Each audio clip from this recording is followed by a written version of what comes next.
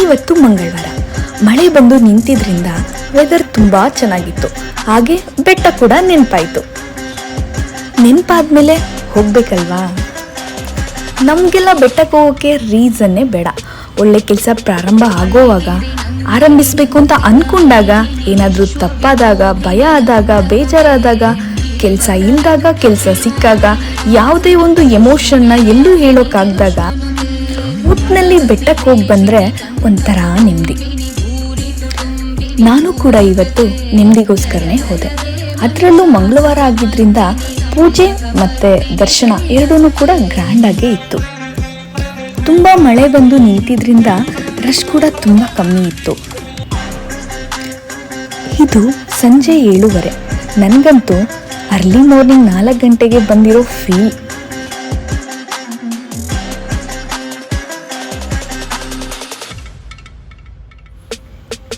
ಇದೆಲ್ಲ ಮುಗಿಸ್ಕೊಂಡು ಹೊರಗೆ ಬಂದ ತಕ್ಷಣ ನಾನು ಹೋಗೋದೆ ಬಜ್ಜಿ ತಿನ್ನೋಕೆ.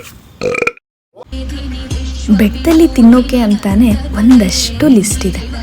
ಫಸ್ಟು ಬಜ್ಜಿ ಆಯಿತು, ಅಲ್ಲಿಂದ ನಾವು ಹೋಗೋದು ಈ ಶಾಪ್ಗೆ. ಬಿಸಿಯಾಗಿ ಸೂಪ್ ಕುಡ್ಕೊಂಡು ಜೊತೆಗೆ ಆ ಚೀಸ್ ಚಿಲ್ಲಿ ಮ್ಯಾಗಿನ ತಿಂತಾ ಇದ್ರೆ ಮಜಾನೇ ಬೇರೆ.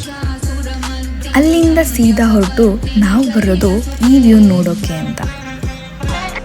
ಮುತ್ತು, ರತ್ನ, ವಜ್ರ, ವೈಡೂರ್ಯ ಎಲ್ಲ ಇಲ್ಲೇ ಬಿದ್ದಿರೋ ಫೀಲು. ಜೊತೆಗೆ ಒಂದು ಚುರ್ಮುರಿ ಇದ್ದರೆ ನೆಕ್ಸ್ಟ್ ಲೆವೆಲ್.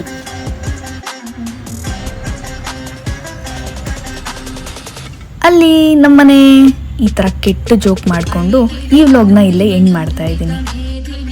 ಮತ್ತೆ ಸಿಗೋಣ ಅಂತ ಹೇಳ್ತಾ ಇಲ್ಲಿಗೆ ನನ್ನ ವ್ಲಾಗ್ನ ಎಂಡ್ ಮಾಡ್ತಾ ಇದ್ದೀನಿ. Take care.